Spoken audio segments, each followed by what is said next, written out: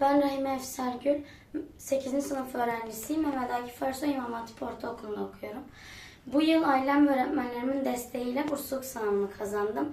Yıllardır bir çaba içindeyiz ama Allah bu yıl nasip etti ve yüksek bir puanla da kazandım. Ben de Allah'ın bize verdiği bu nimetten dolayı ona şükür amaçlı bir yardımda bulunmak istedim.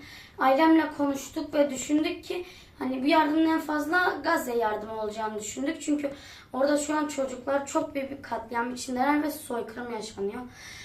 İnsanların da bu konuda biraz bilinçlenmesi gerekiyor. Bizler de bu konuda biraz insanlara da teşvik olması için Gazze'ye yardım yapmayı düşünüyoruz. Başka yardım yapacak bütün insanların Allah yardımlarını kabul etsin.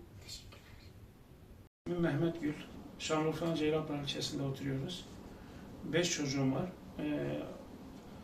2 tanesi üniversite öğrencisi, 3 tanesi de burada Ceylanpınar'da okuyor.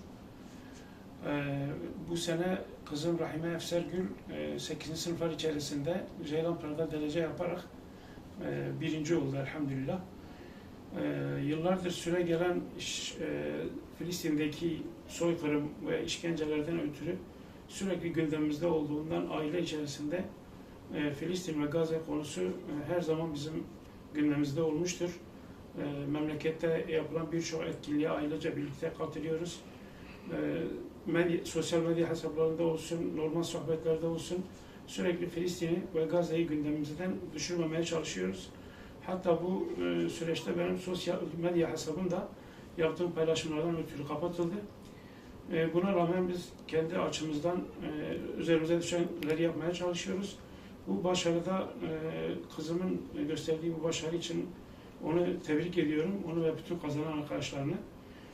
Milli Eğitim Müdürümüz bizzat gelerek 1. olduğunu bize söyledi.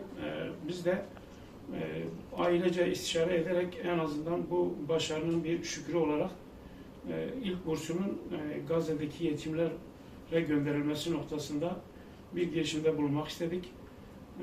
Okulu da bu güzel çalışmayı gayretli bir şekilde sosyal medyaya taşımış ve bu şekilde gündem olmuş. Rabbim bir an önce Gazze'yi ve Filistin'i esaretten, o baskı ve zulüm altından kurtarsın inşallah.